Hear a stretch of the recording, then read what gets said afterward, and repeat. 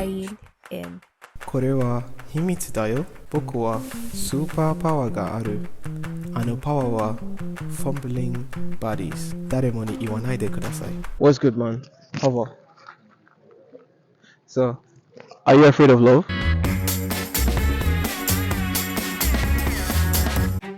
In the underbelly of Japan, there are people that refer to themselves as specialists.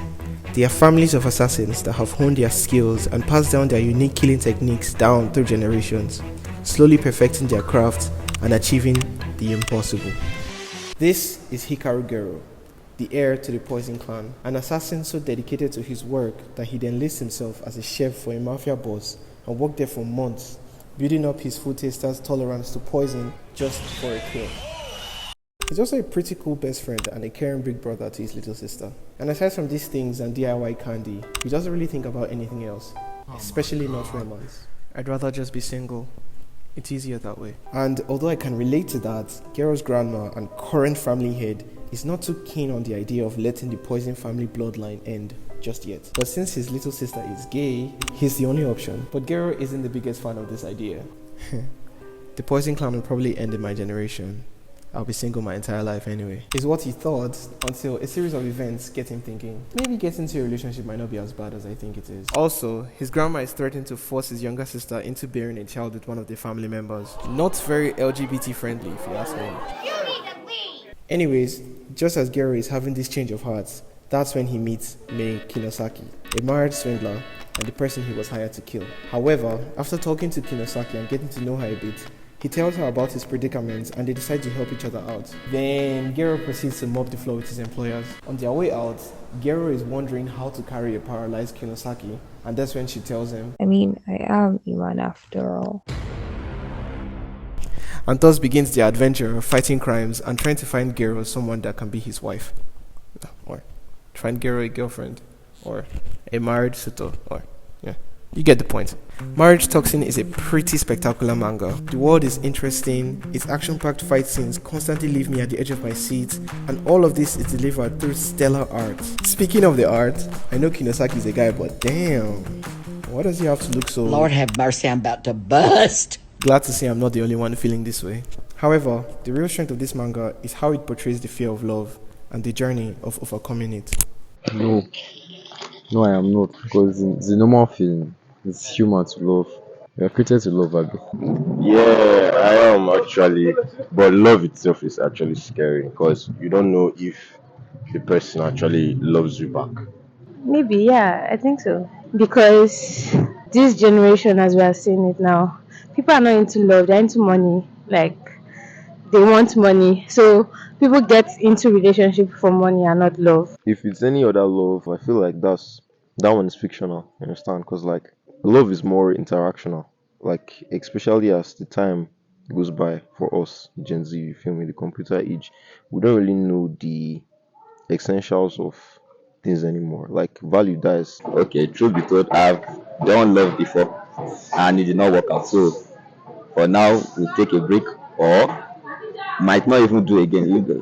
Anyone goes one. You guys out there can try it. You can try it. Who do you fear love? Guy, fuck love. Fuck my ex. Fuck everybody where they do love. All of you can write eat shit and die. To be honest, love is just like you giving your all for something, yeah, and not knowing the outcome or the result.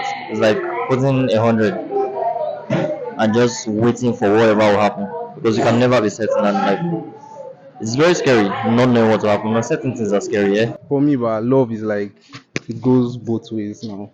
Like people used to say that guys are afraid of love because like what the girl did to him or something now. But like from my own experience and point of view, I'll say that like if you are afraid of love because of what happened in your relationship or something, you can't blame it on like the word love itself. No, I know the fear. I don't see my name na low sha, but regardless, I know the dread. I be waiting one big will be.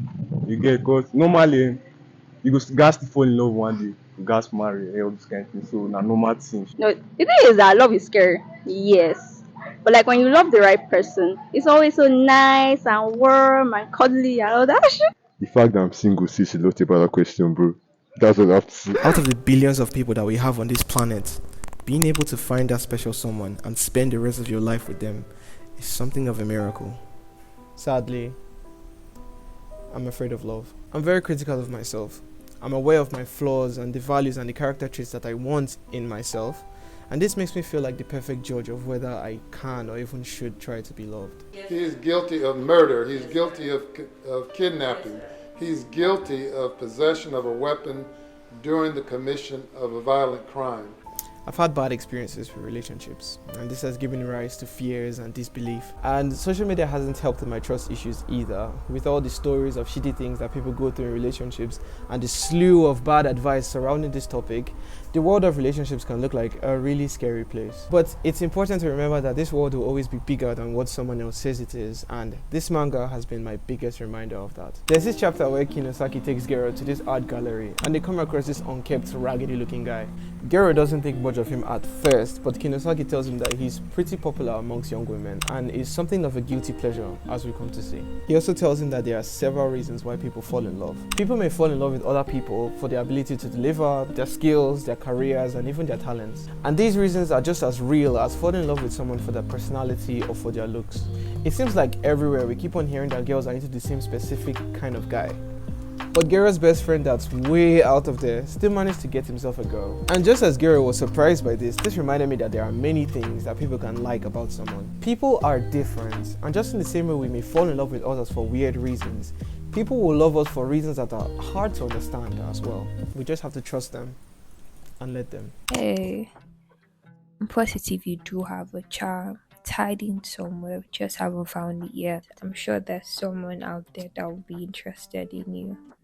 On their first night out together, Kinosaki decides to take Gero out to a mixer to try and find him a match, and he ends up having a horrible time. But just as he's down in the dumps, I met almost 30 women today, but I didn't get a single number.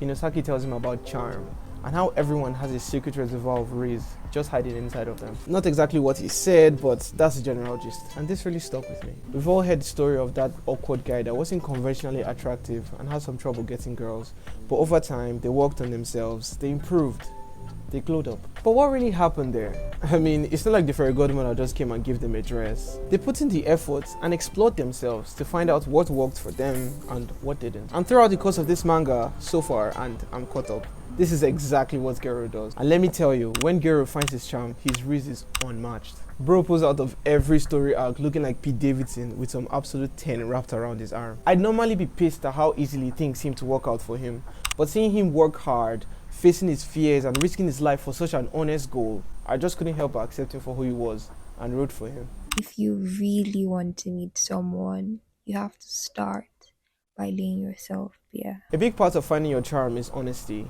There's a lot of self-discovery, but most importantly, vulnerability.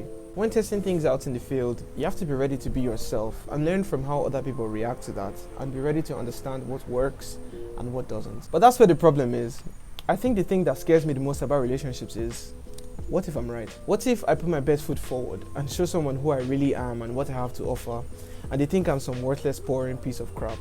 How do I pick myself up after that? And this is a problem that Gero has as well. Show who I really am? Open myself up to a stranger? I could never do that. But through the course of their adventures, going to different places and meeting different people, Gero and I were reminded that there are an unimaginable amount of people in this world. And the way he reacts to this information is very inspiring to me. Gero is eager to learn and treats every moment as a valuable experience, learning about others and himself as well.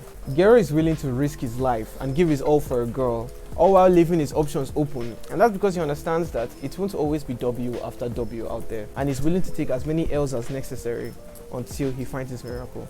And this is something that's starting to rub off on me as well. It doesn't really matter what that girl or that guy thinks or said about you. In your life, you will encounter more people than your brain can even remember.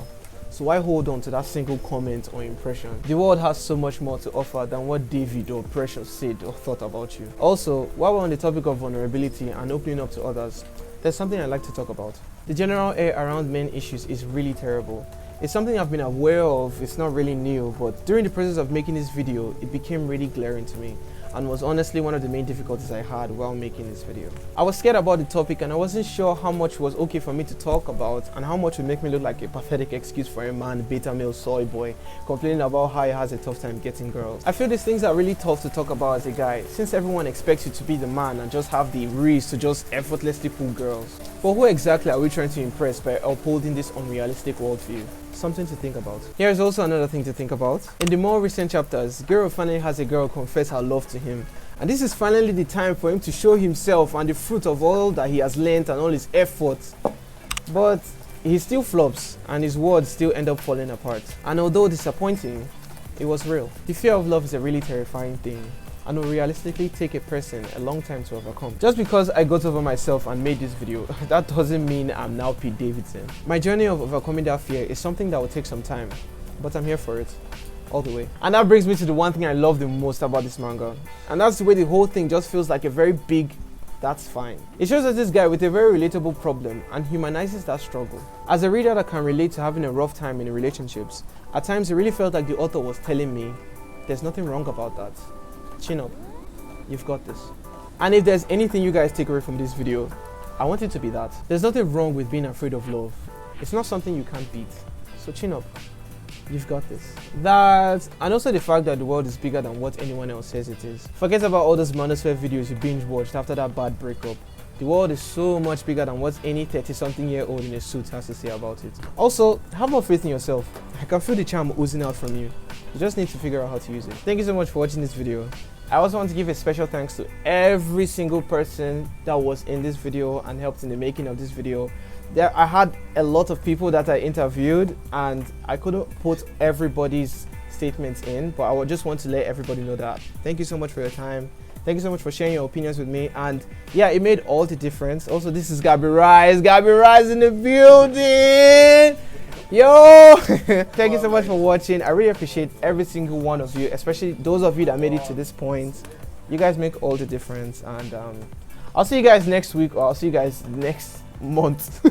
Anyhow, till the next time we meet, this is me, Abdul Rema, flying out.